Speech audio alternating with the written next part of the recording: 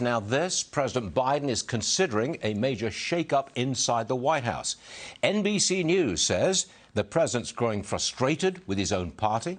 He claims, this is what NBC claims, Biden has vented to aides about not getting credit from Americans or the news media for actions he believes have helped the country, particularly on the economy.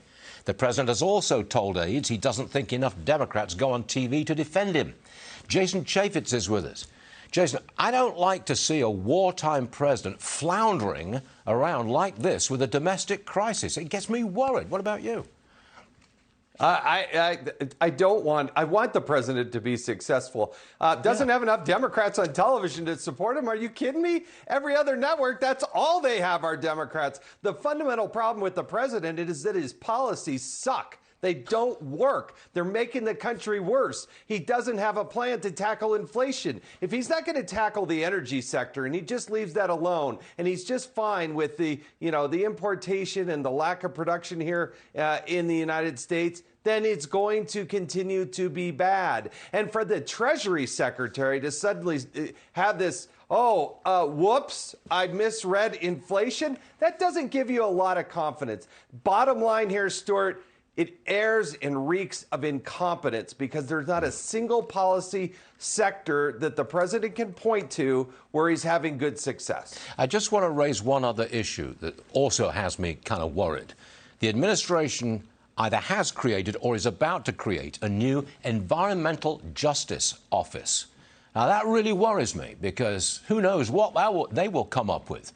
What's this all about, do you know?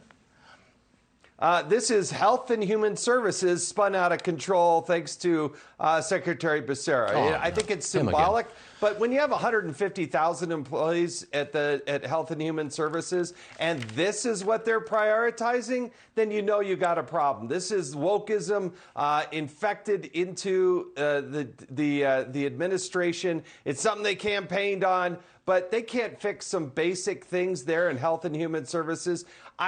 If they're going to have a Justice Department within Human Services, come on, that's not where they should go. If they were serious about it, they'd put it over at the Department of Justice, but that's not what they're doing here. When was the last time you saw Javier Becerra, the Secretary for Health and Human Services?